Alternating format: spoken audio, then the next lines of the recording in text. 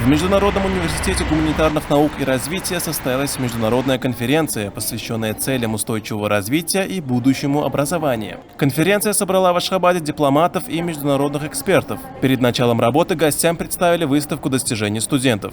Главной темой стало развитие качественного образования и человеческого капитала на основе современных методов обучения и инноваций. В ходе пленарных заседаний обсуждались ключевые аспекты достижения целей устойчивого развития в сфере образования.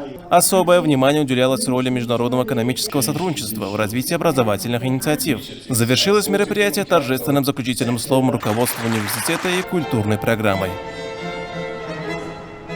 Türkmen halkının milli lideri, Türkmenistan'ın halk maslahatynyň başlygy Gahraman Arkadamyzyň, hormatly prezidentimiz Arkadaly Gahraman serdarymyzyň parasatly baş tutanlygyny, garaşsyz, hemişelik betaraf Türkmenistan watanymyzyň halkara awraýy ösüşiň täze belentliklerini nazarlaýar. Bu wagtda Türkmenistan bilen Birleşen Milletler Guramasynyň halkara hyzmatdaşlygyny barhap botalandyrmak esasyny bilelikde amala aşyrýan tassamalar bellerliklidir. Halkara Sanpererimler Ösüş Üniversitetiniň eýwanynda gurulan sergi daşary ýurtdy mehmanlaryň ünsüni özüne çekdi. Köp adamly bolan serginiň garaşsyz Türkmenistanyň hemişelik betaraplygynyň 30 ýylyna bagşlanmagy bu da baraly maslahaty aýratyn öwüşün berdi.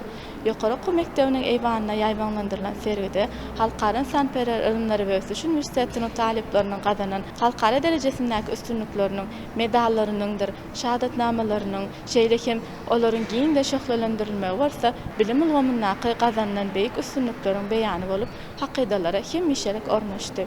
Bilim ulgamynyň beýik üstünlikleriniň ählisi mukaddes garaşsyzlygymyzyň hemde hemişelik beýtaraplygymyzyň beren meýweleridir. Şu pursatdan peýdalanyp Gahraman Arkadaly Gahraman serdarymyza biz üçin garatip beren mümkinçilikler üçin köp sag bolsun aýdýar. Goý Gahraman Arkadaly Gahraman serdarymyň janyna sag bolsun. Tutýan tutumly işleri elmydamy rowaşyklara bersin.